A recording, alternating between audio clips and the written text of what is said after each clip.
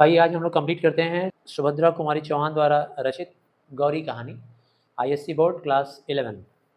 कहानी थोड़ी लंबी है लेकिन कोशिश करेंगे कि 2 पार्ट में कंप्लीट हो जाए। सुभद्रा कुमारी चौहान एक स्वतंत्रता संग्रामी थी, यानी स्वतंत्रता के संग्राम में बहुत ही महत्वपूर्ण भूमिका उन्होंने निभाया। 16 अगस्त 1904 में इनका जन्म हुआ इलाहाबाद में। इलाहाबाद उत्तर प्रदेश में जानते हो ना, प्रयागराज है उसका नाम अभी। कि जो लोग स्वतंत्रता संग्रामी थे, अपने भारतवर्ष के लिए लड़ाई कर रहे थे उसकी स्वतंत्रता के लिए, उनको अंग्रेज़ों के द्वारा जेल में डाल दिया जाता था। तो सुभद्रा कुमारी चौहान जी को भी कई बार जेल में जाना पड़ा और 15 फरवरी सन 1948 में मोटर दुर्घटना में इनकी मृत्यु हुई। चौहान जी की सारी कविताओं में, इनके सारे लेख में तुमको दिखाई देगा देश प्रेम की भावना। ये जो कहानी है गौरी, ये भी देश प्रेम की भावना से ओत-प्रोत है। गौरी एक ऐसी नायिका है जो उस ज़माने की बहुत सारी लड़कियों की समस्या को अपने अंदर समेटे हुई है। जब हमारा देश आज़ाद नहीं था तब उस समय ऐसी बहुत सारी कन्याएँ थीं जो अपने मन के हिसाब से, अपने मन से चुने हुए किसी व्यक्ति से विवाह नहीं कर पाती थी। यानी अपने माता-पिता की तकलीफ़ को वो समझती तो थी, लेकिन अपने माता-पिता की तकलीफ़ को दूर करने में कुछ कर नहीं पाती थी। एक भावना यह है, मतलब गौरी एक ऐसी कन्या है जिसकी कहानी है, जिसके बारे में कहानी लिखा गया है। वो एक ऐसी कन्या है जिसको अपने माता-पिता का ख़ास चिंता है कि मेरे माता-पिता मेरे विवाह के लिए लेकर इतना चिंतित हैं, इतने परेशान हैं कि मेरे विवाह के लिए दर-दर भटक रहे हैं, योग्य वर ढूँढ रहे हैं, और जो योग्य वर मिलता है, अच्छी नौकरी करने वाला, वो ऊँची रकम माँगता है, दहेज माँगता है। उतनी संपत्ति देने का हैसियत नहीं है मेरे पिता के पास। ये समस्या था उस ज़माने की बहुत सारी कन्याओं का। दूसरी समस्या ऐसी थी, उनमें स्वतंत्रता नहीं थी, आज़ादी नहीं थी। अगर वो ऐसा महसूस करती थी कि हम आज़ाद ख़्याल रखें और अपने ख़्याल के हिसाब से, अपने ख़्याल के या अपने सोच के हिसाब से हम जो चाहें वो करें, योग्य वर चुन लें या जिसे चाहें उसे चुन लें, तो उसके सामने सामाजिक अड़चनें आ जाती थी, माता-पिता का उसूल का अड़चन आ जाता था। तो गौरी एक ऐसी ही कन्या है जो दरअसल जिसके अंदर देश प्रेम की भावना कूट-कूट कर भरी हुई है। इसीलिए वो एक ही बार में पसंद कर लेती है एक ऐसे व्यक्ति को जो उम्र में उससे कम से कम 14-15 साल बड़ा है, लेकिन देश प्रेमी है। गांधी जी के द्वारा चलाए हुए आंदोलन में भागीदार था वो व्यक्ति। ऐसे आदमी को चुन लेना पसंद करती है जो आदमी 2 बच्चों का बाप है, ठीक है ना? लेकिन देश प्रेमी होना चाहिए, देश के लिए लड़ने वाला व्यक्ति होना चाहिए। तो भले ही गौरी खुद सक्रिय रूप से किसी आंदोलन में हिस्सेदारी नहीं ले रही है, लेकिन वो ऐसे इंसान को चुनकर ये दिखला दे रही है कि वो देश प्रेम की भावना कितना उसके अंदर है। तो आइए कहानी हम लोग पढ़ते हैं। शाम को गोधूलि का बेला, गोधूलि यानी कि जो शाम डूबने वा मतलब शाम आने सॉरी क्या बोलते हैं, रात आने वाली होती है और दिन एक तरफ ढल रहा होता है। तो दिन के ढलने और रात के आने के बीच में जो टाइमिंग होता है, वो होता है गोधूलि का बेला। तो गोधूलि की बेला थी, कुली के सिर पर सामान रखवाए हुए जब बाबू राधा कृष्ण, कहानी के नायक हैं राधा कृष्ण, गौरी के पिताजी, जब अपने घर पहुँचे, तब उनके भारी-भारी पैरों की चाल, पैर उनका काफ़ी भारी भरकम था, धीरे-धीरे कदम बढ़ा रहे थे, और चेहरे के भाव से ही कुंती ने जान लिया, यानी राधा कृष्ण की जो पत्नी थी, यानी गौरी की माँ, उनका नाम कुंती है। कुंती जान गई कि काम वहाँ भी नहीं बना, मतलब किसी काम से गए थे राधा कृष्ण। कहाँ गए थे? तो अपनी बेटी गौरी के लिए एक योग्य वर के तलाश में गए थे, शायद किसी लड़के का पता चला था, देखने गए थे। कानपुर गए थे, कानपुर से भी लौट रहे हैं, कूली सामान लेकर लौट रहा है। तो कुंती को पता चल गया कि लग रहा है काम वहाँ भी नहीं बना। कूली के सिर पर से बिस्तर उतरवा कर बाबू राधा कृष्ण ने उसे कुछ पैसे दिए। कूली फिर उन्हें सलाम करके वहाँ से चला गया और वे पास पड़ी अपने दरवाजे पे जहाँ सामान रखा गया, उसी के बगल में एक पड़ी हुई आराम कुर्सी पर, इज़ी चेयर के ऊपर, जिसका स्प्रिंग खुलकर ढीले होने के कारण इधर-उधर फैल गए थे। वो आराम कुर्सी थोड़ा-सा, उसका हैंड रखने का जो जगह होता है ना, ऐसे हैंड रेस्ट करने का जो जगह होता है, वो थोड़ा-सा फैल गया था इधर-उधर, स्प्रिंग खुल गया था। उसी पर धड़ाम से गिर पड़े और उनके इस प्रकार बैठने से स्प्रिंग आपस में टकराए, जिससे एक प्रकार की झनझन की आवाज़ हुई। पास ही बैठे कुत्ते ने कान उठाकर इधर उधर देखा, फिर भौं भौं करके भौंक उठा। यानी कि कुत्ता जो होता है वो बड़े शांति से सरल भाव से सो रहा था, लेकिन जब धड़ाम से गिरे और आराम से लेट जाने के लिए पूरी तरह से मतलब स्थिर हो गए, तो उनके उस कुर्सी के चरचराहट से कुत्ता डिस्टर्ब हुआ और इधर उधर देखा, भौं भौं करने लगा। इसी समय उनकी पत्नी कुंती ने कमरे में प्रवेश किया। काम की असफलता या सफलता के बारे में कुछ भी न पूछकर कुंती नम्र स्वर में कहा, चलो हाथ मुँह धो लो, चाय तैयार है। ये उनके बोलने का तरीका था।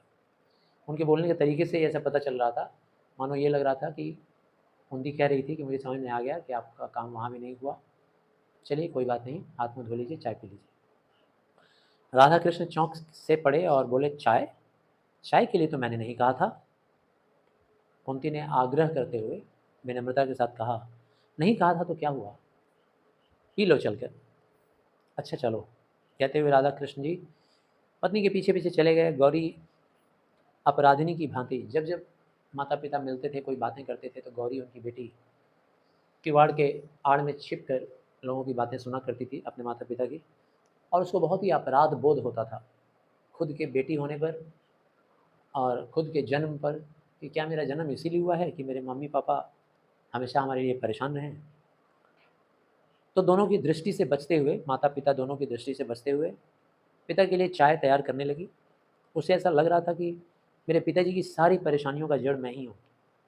गौरी को ऐसा लग रहा था, ना मैं होती, ना पिताजी को विवाह की चिंता होती मेरे लिए, ना तो उनको स्थान स्थान घूमना पड़ता, एक जगह से दूसरी जगह, दूसरी से तीसरी जगह दौड़ते रहते हैं वो योग्य वर की तलाश में मेरे लिए।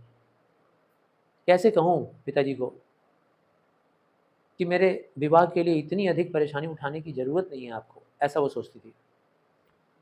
माता पिता चाहे जिसके साथ उसकी शादी करें वह सुखी रहेगी, वह ये बताना चाहती थी अपने पिता को कि आप क्यों इतने परेशान हैं, कहीं भी कर दीजिए ना मेरी शादी, मैं हर हाल में सुखी रहूँगी।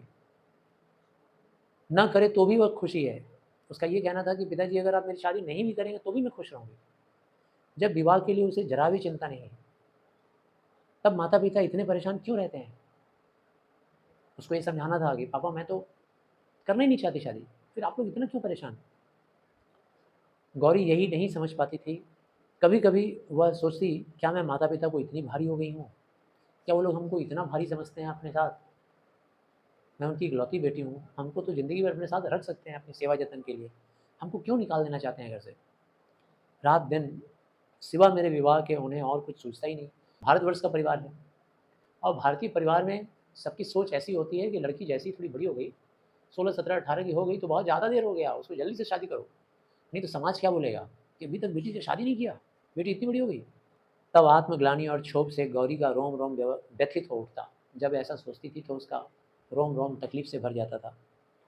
उसका जी चाहता कि धरती फटे और गौरी उसके अंदर समा जाए, किंतु ऐसा कभी हुआ नहीं। ऐसा होता है क्या?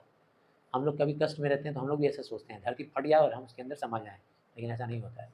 वह गौरी जो पूनों की चांद की तरफ बढ़ना भर जानती थी, घटने का जिसके पास कोई साधन न था, अब यहाँ गौरी सारी बेटियों का रूप प्रदर्शित कर रही है। यहाँ गौरी जो है सारे बेटियों का एक रिप्रेजेंटेटिव है, उसका प्रतिबिंब है। सारी लड़कियाँ जो होती हैं, लड़कियों के बारे में कहावत है इंग्लिश में, early to bloom early to wither, जल्दी से बड़ी हो जाती हैं और जल्दी से बूढ़ी भी हो जाती हैं लड़कियाँ। तो गौरी के साथ ऐसा ही था, जो पूनों की चांद की तरफ बढ़ना भर जानती थी, हमेशा बढ़ती चली गई, फटाफट फटाफट बढ़ती चली गई। घटना वो जानती ही नहीं थी, उसके पास कोई साधन नहीं था। राधा कृष्ण जी के लिए चिंता की सामग्री हो गई थी वो, इतनी जल्दी बढ़ते जा रही थी। राधा कृष्ण को चिंता हो गया, क्या करूं बेटी का। उसका विवाह योग्य वर के साथ करना चाहते थे, यही उनकी सबसे बड़ी कठिनाई थी। योग्य पात्र का मूल्य चुकाने लायक उनके पास संपत्ति भी नहीं थी। यही कारण था कि गौरी का यह 19वां साल चल रहा था, फिर भी वे इसके हाथ पीले ना कर सके थे। हाथ पीले ना कर सकना ये मुहावरा है, मतलब उसका विवाह नहीं करवा सके थे अब तक। गौरी उनकी इकलौती संतान थी। छुटपन से ही गौरी का बड़ा लाड़ प्यार हुआ था। प्राय उसकी उचित अनुचित सभी हठ पूरी हुआ करती थी।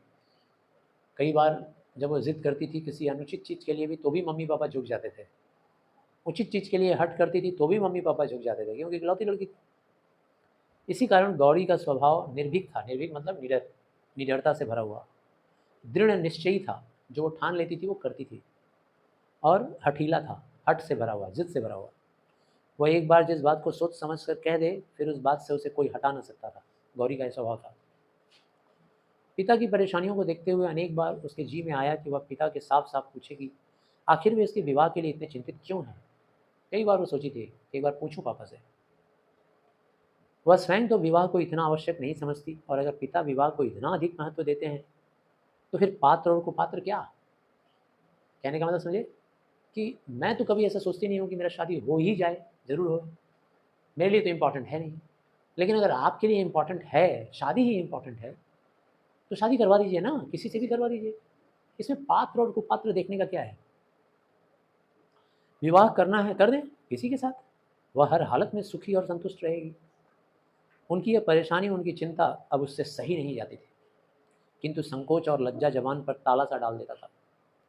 हजार बार निश्चय करके भी वह पिता से यह बात नहीं कर सकी। कई बार सोची थी पिताजी से बोल के रहूँगी, लेकिन बोल नहीं पाती थी। पिताजी को आते देख गौरी चुपके से दूसरे कमरे में चली गई। राधा कृष्ण जी जैसे बेमन यानी बिना मन के आए, हाथ मुँह धोए, पास ही रखी हुई एक कुर्सी पर बैठ गए। वहीं एक मेज पर कुंती ने चाय और कुछ नमकीन पूरियाँ मतलब समझ रहे हो ना, नमकीन का वो जो खस्ता होता है, हाँ, वो पूरियाँ चाट में वगैरह पड़ता है, पापड़ी चाट वगैरह उस टाइप का, कुछ पूरियाँ, नमकीन पूरियाँ पति के सामने रख दी। पूरियों की तरफ राधा कृष्ण जी ने देखा भी नहीं, चाय उठाकर पीना शुरू कर दिया। ऐसी कन्या को जन्म देकर जिसके लिए वर ही ना मिलता हो, कुंती स्वयं ही जैसे अपराधिनी हो रही थी। कुंती ने डरते डरते पूछा, जहाँ गए थे क्या वहाँ भी कुछ ठीक नहीं हुआ। अब उस लड़की का शादी तो हो नहीं रहा था, किसका, गौरी का। कुंती को भी थोड़ा सा तकलीफ था इस बात से। वो सोचती थी कि मैं भी कहाँ अपने पति के परेशानी का कारण बन गई। ऐसे बच्ची को मैंने जन्म दिया है जिस बच्ची का शादी नहीं मिल रहा है, योग्य वर नहीं मिल रहा है। इसीलिए कुंती खुद भी, यानी गौरी की मम्मी खुद भी कभी कभी अपने आप को अपराधिनी समझती थी। अपराधिनी मतलब खुद को दोषी समझती थी। और डरते डरते पूछी, जहाँ गए थे वहाँ बात कुछ ठीक नहीं हुआ। राधा कृष्ण जी ने कहा, नहीं यह बात नहीं है। कुंती ने फिर तब एक्साइटेड होकर पूछा, ये बात नहीं है तो फिर क्या बात है, लड़के को देखा क्या। हाँ देखा, अच्छी तरह देखा हूँ, कहकर राधा कृष्ण जी चाय पीने लगे। कुंती की समझ में यह पहली ना आई। अब भाई ये कौन सी बात हुई कि हाँ लड़के को भी देखा, गए भी थे, बात भी हुआ, तो फिर क्या प्रॉब्लम हुआ, अजीब सा चेहरा बनाए हुए हैं, पहेली जैसा लग रहा था। समझ में नहीं आया। उसने कहा, जरा समझा कर कहो ना, तुम्हारी बात तो समझ में ही नहीं आती।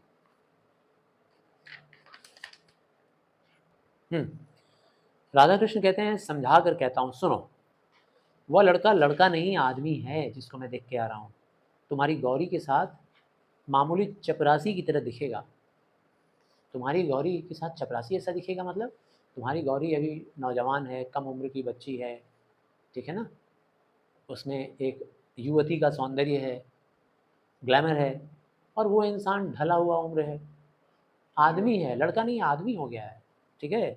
आदमी हो गया बोलने का मतलब उम्रदार इंसान है। तुम्हारी गौरी के साथ चपरासी की तरह दिखेगा उसका पर्सनालिटी। बोलो करोगी कि ब्याह। पिताजी नहीं चाहते थे, लेकिन अब क्या करेंगे, देख के आए हैं, वो बता रहे हैं पत्नी को। कुंती कहती है, विवाह की बात तो पीछे होगी, क्या रूप रंग बहुत खराब है, फोटो में तो वैसा नहीं जान पड़ता था। राधा कृष्ण बोले, रूप रंग नहीं, रहन सहन बहुत खराब है।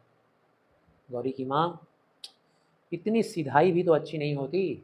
अब ऐसा रहन सहन उस लड़के का है, इतना सीधा साधा सिंपल, इतना सीधा आदमी है जिसके पीछे आदमी आदमी ना दिखे। ऐसा सीधा साधा रहे कि क्या फ़ायदा कि आदमी आदमी जैसा दिखे ही ना। और फिर उम्र में भी तो अधिक है, 35-36 साल का है। अब गौरी कहाँ 19 साल की, और वो कहाँ 35-36 साल का। साथ में उसके 2 बच्चे भी हैं। उन्हीं बच्चों को संभालने के लिए वो शादी करना चाहते हैं जनाब, नहीं तो शादी नहीं करते। उनकी दूसरी शादी इसीलिए करना चाहते हैं, उनकी उमंगें, उनका उत्साह सब ठंडा पड़ गया है। ज़िंदगी जीने का तो अब कोई उमंग है नहीं, कोई उत्साह है नहीं। वे अपने बच्चों के लिए एक धाय चाहते हैं। धाय बोलने का मतलब क्या होता है? Care taker. केयर टेकर मतलब ध्यान रखने वाली। पर मेरी लड़की को तो दूसरी शादी नहीं है ना। वे तो साफ साफ कहते हैं कि मैं बच्चों के लिए विवाह करना चाहता हूँ। उनसे बात हुई और वो कह रहे हैं कि बच्चों के लिए विवाह करना चाह रहा हूँ। कुंती बोली, जिन्हें दूसरी शादी करनी होती है वे सब, मतलब कुंती ये चाहती थी कि जल्दी से बेटी का शादी हो जाए, क्योंकि वो खुद अपराधी महसूस करती थी। ऐसे बच्ची को मैंने जन्म दिया है जिसका शादी ही नहीं मिल रहा है, तो वो चाहती थी शादी हो जाए। तो कह रही है, अरे दूसरी शादी जिसको करनी होती है ना, वो यही सब बहाना बोलता है कि बेटों का हमको ख्याल रखना है, मेरा घर का ख्याल रखना है, मेरे बूढ़े माँ बाप का ख्याल रखना है, इसीलिए शादी करना है। लाज नहीं आएगा बोलते हुए 36 साल की उम्र में, 40 साल की उम्र में कि हमको शादी करना है? वो ये कहना चाह रही है। राधा कृष्ण कहते हैं, अरे नहीं नहीं, वो आदमी कपटी नहीं है, धोखेबाज नहीं है। उनके भीतर कुछ और बाहर कुछ हो और हो, ऐसा नहीं हो सकता। हृदय तो उनका दर्पण शीशे की तरह साफ है। पर उनका खादी का ये जो कुर्ता है ना, गांधी टोपी है, फटे फटे चप्पल, ये सब देखकर मेरा जी तो नहीं करता है कि बेटी की शादी उनसे करूं। वह कहीं नेता बनकर व्याख्यान देने लायक तो हैं, नेता बन के भाषण दे सकते हैं, पर किसी के घर दूल्हा बनकर जाने लायक नहीं है। और फिर उसके अलावा उनकी आमदनी कितनी है? 30 रुपया। 30 रुपया हर महीना। कांग्रेस पार्टी के एक ऑफिस में सेक्रेटरी का काम करते हैं। 3 बार जेल जा चुके हैं जनाब। किस दिन फिर से चले जाएं ये कोई ठीक नहीं है। कुंती कहती है, आदमी तो लेकिन बुरा नहीं लग रहा है। ले देकर कुंती का इच्छा क्या है? जल्दी से शादी हो जाए। राधा कृष्ण कहते हैं, बुरा आदमी तो मैं भी नहीं कहता उसे, पर वह गौरी का पति होने लायक नहीं है, ये सच बात है, जान लो। राधा कृष्ण सॉरी कुंती कहती है, फिर तुमने क्या कह दिया उनको? राधा कृष्ण कहते हैं, क्या कह देता, क्या कहूँगा और, बुला आया हूँ, कह आया हूँ कि आइए सर, हमारे घर आइए, इतवार को आएंगे, जिससे तुम भी उन्हें देख लो। उनको बुला लिया हूँ ताकि तुम भी देख लो। वे आने के लिए भी तो बड़ी मुश्किल से तैयार हुए हैं, आना नहीं चाह रहे थे, बड़ी मुश्किल से तैयार हुए आने के लिए। कह रहे थे, नहीं साहब, मैं लड़की देखने नहीं आऊँगा। इस तरह लड़की देखने जाने से मुझे किसी की लड़की का अपमान करना अच्छा नहीं लगता है। उनको ये लग रहा था कि किसी लड़की को देखने जाओ, फिर रिजेक्ट कर दो या एक्सेप्ट करो। देखने जाओ, इसमें मतलब क्या है? किसी को देखने जाएंगे हम रिजेक्ट या अप्रूव करने के लिए, तो उसका तो सम्मान का बात है ना लड़की का। तो बड़े सिद्धांतवादी आदमी हैं। फिर जब मैंने उन्हें समझा बुझा कर कहा कि आप लड़की को देख लेंगे, लड़की और उसकी माँ आपको देख लेंगी, तब कहीं बड़ी मुश्किल से राजी हुए। मैंने उनको कहा कि अगर आप आएंगे तो एक दूसरे को सभी देख लेंगे ना। गौरी दरवाजे की आड़ में खड़ी सब बातें सुन रही थी, और सुनते सुनते उसके अंदर उस इंसान की एक छवि तैयार होने लगी थी। और उस व्यक्ति के प्रति भले ही उसके पिताजी असंतुष्ट और उदासीन थे, लेकिन गौरी के दिल में जाने अनजाने में उस आदमी के लिए एक श्रद्धा, एक भक्ति का भावना जागृत होने लगा। पान वान लगाए, खैर चूना सुपारी वगैरह डाल के बीड़ा लगाए और लगाकर मोड़े और लेकर निकल लिए। उसी रात फिर उन्होंने अपने कुछ मित्रों और रिश्तेदारों को गौरी के लिए योग्य वर तलाशने को कई पत्र लिखे। रात को बैठ गए और अलग अलग जगह पे दोस्तों को चिट्ठियाँ लिखना शुरू कर दिए कि मेरी बेटी का विवाह के लिए एक उचित वर अगर आप लोगों के नज़र में कोई है तो देखिए। खैर अगला इतवार आ गया। आज ही सीताराम जी, उस लड़के का नाम था सीताराम। सीताराम जी और गौरी को देखने या अपने आप को दिखलाने आएंगे, या तो यूँ कहिए देखने आएंगे, या तो यूँ कहिए कि खुद को दिखलाने आएंगे। आ गया इतवार। राधा कृष्ण जी ने पहले से ही कह रखा था, किसी बाहर वाले को कुछ ना मालूम पड़े। घर में पूरी बात ये फैली हुई थी कि बाहर किसी को नहीं पता चलना चाहिए कि कोई मेरी बेटी को देखने आ रहा है। बात को गुप्त रखा गया था, छिपा कर। घर के भीतरी आंगन में ही बैठने का सारा इंतजाम कर दिया गया था। 3-4 कुर्सियाँ लगा दी गई, एक मेज़ लगा दिया गया। मेज़ के ऊपर एक खादी का कपड़ा बिछा दिया गया, मेज़पोश। फिर एक ग्लास में आंगन के ही गुलाब तोड़ तोड़ करके गुलदस्ता बना दिया गया ग्लास के अंदर। बड़ी साधारण सा बड़ा साधारण सा तैयारी और आयोजन किया गया। सीताराम जी बड़े सरीखे वाले इंसान थे ना, मतलब सीधा साधा जीवन, उच्च विचार, ऐसे इंसान थे। तो ऐसे व्यक्ति के लिए किसी विशेष आडंबर की आवश्यकता तो थी नहीं। यथा समय, जो समय दिया था सीताराम, ठीक उसी समय अपने दोनों बच्चों के साथ आए अपनी पत्नी को देखने, या यूँ कहिए कि खुद को दिखलाने। बच्चे भी वही खादी का कुर्ता पहने थे और हाफ पैंट पहने थे। बच्चों के पैर में न जूता था, न मोजा, न किसी प्रकार का ठाट बाट। दोनों बड़े प्रसन्न बच्चे थे, बड़े खुश, बड़े हंसमुख। घर में आते ही इस प्रकार खेलने लगे बच्चे, जैसे लग रहा था घर में वो चिर परिचित हों, बड़े लंबे समय से सबको जानते हों। कुंती एक तरफ बैठी थी, बच्चों के कोलाहल से लग रहा था पूरा घर भर गया क्षण भर के अंदर। बच्चों के शोर शराबा मचाने से कुंती को ऐसा लगने लगा क्षण भर के अंदर कि पूरा घर नंदन कानन है। मतलब ऐसा लग रहा था जैसे कोई कुंज है, ठीक, चारों तरफ कलरव, चिड़िया चहचहा रही है, ऐसा लगने लगा। उसके मन ही मन में सोचा कितने अच्छे बच्चे हैं। यदि हम लोगों का संबंध भी नहीं हुआ होता सीताराम जी के साथ, तो भी अगर इन बच्चों को संभालने का भार अगर हमें सौंप दिया जाता, कुंती सोचने लगी, तो खुशी खुशी हम ये भार ले लेते, इतने प्यारे बच्चे हैं। वह बच्चों के खेल में इतनी तन्मय हो गई कि क्षण भर के लिए भूल बैठी थी कि सीताराम जी भी बैठे हैं, तो उसके दामाद होने वाले वो भी बैठे हुए हैं और उनसे भी कुछ बातचीत करनी चाहिए। इसी समय अचानक छोटे बच्चे को जैसे कुछ याद आ गया हो, याद आया और दौड़कर पिताजी के पास गया और बोला, सीताराम जी के पैरों के बीच में जाकर खड़ा हो गया और खड़ा होकर बोलने लगा, बाबू, बाबू मतलब बाबूजी, तुम तो कहते थे माँ को दिखाने ले चल रहे हो, माँ कहाँ है, बताओ बताओ। सीताराम जी थोड़ा हंस कर बोले, ये माँ जी जो बैठी है ना, इनसे कहो यही तुम्हें जाकर तुम्हारी माँ को दिखाएंगी। बालक ने मचल कर कहा, तुम दिखाओ। इसी समय एक बड़ी सी सफ़ेद बिल्ली आंगन में आई, कहीं बाहर से भीतर आई। बच्चे उस बिल्ली को देखकर मोहित हो गए और अपने पिताजी से जो सवाल जवाब कर रहे थे माँ को जानने देखने के लिए, वो भूल कर बिल्ली के पीछे दौड़ गए। गौरी पिछले बरामदे में चुपचाप खड़ी थी और ये सब कुछ सुन रही थी, देख रही थी, न जाने किस ख्याल में थी। तब तक छोटे बच्चे ने उसका आंचल पकड़कर खींचते हुए पूछा। बच्चा बिल्ली को ढूंढते ढूंढते घर के अंदर घुस गया और गौरी का आंचल पकड़ लिया और पूछ रहा है, क्या तुम हमारी माँ हो? गौरी ने देखा, हष्ट पुष्ट गोलू मोलू बच्चा था, कितना भोला भाला, कितना निश्चल, निश्चल मतलब जिसके अंदर कोई छल कपट नहीं है। उसने बालक को गोद में उठाकर कहा, हाँ, हम हैं तुम्हारी माँ। बच्चे ने फिर उसी स्वर में पूछा, हमारे घर चलोगी ना? बाबू तो तुम्हें लेने आए हैं और हम भी आए हैं, तुतला के बोल रहा है। अब तो गौरी उसकी बातों का उत्तर दे नहीं सकी। कैसे बोलेगी हाँ या ना, तो पिताजी कहेंगे। पूछी, मिठाई खाओगे? हाँ खाएंगे। दोनों ने एक ही साथ एक स्वर में कहा। दोनों बच्चे एक साथ मिठाई खाने की बात बोले। कुछ क्षण बाद कुंती ने अंदर आकर देखा कि छोटा बच्चा गौरी की गोद में और बड़ा उसी के पास बैठा मिठाई खा रहा है। जब कुंती आई अंदर तो देख रही है, अरे छोटा गोद में बैठा है और बड़ा बगल में बैठ कर मिठाई खा रहा है। एक निश्वास के साथ कुंती बाहर चली गई। थोड़ी देर बाद ज्यों ही गौरी ने ऊपर आंख उठाई, उसने माता पिता दोनों के सामने खड़ा पाया। जब गौरी माथा उठाई तो देख रही है मम्मी पापा दोनों अंदर आ गए हैं। पिता स्नेह से, बेटा जरा चलो, चलती हो ना, आओगी ना थोड़ा बाहर, सीताराम जी बैठे हैं, देखने आए हैं, तुम भी मिल लो उनसे। गौरी ने कोई उत्तर न दिया। उसने बच्चों का हाथ मुंह धुलवाया, उन्हें पानी पिलाया, फिर माँ के पीछे पीछे बाहर चली गई। बच्चे अब भी उसी को घेरे थे, उसी के पीछे पीछे दौड़ रहे थे। मतलब कुंती के पीछे पीछे नहीं, गौरी के पीछे पीछे। वे उसे छोड़ना नहीं चाहते थे। बड़ी मुश्किल से सीताराम जी उन्हें बुलाकर कुछ देर तक अपने पास बिठा सके। जब सीताराम जी देखे कि उसी को पकड़ लिए हैं पूरा, होने वाली दुल्हन को ही, तो गए किसी तरह से खींच तान कर, फुसला कर, बहाना बनाकर पास में ले आकर बिठाए। पिता के विरुद्ध उन्हें कुछ नालिशें भी दायर करनी थी।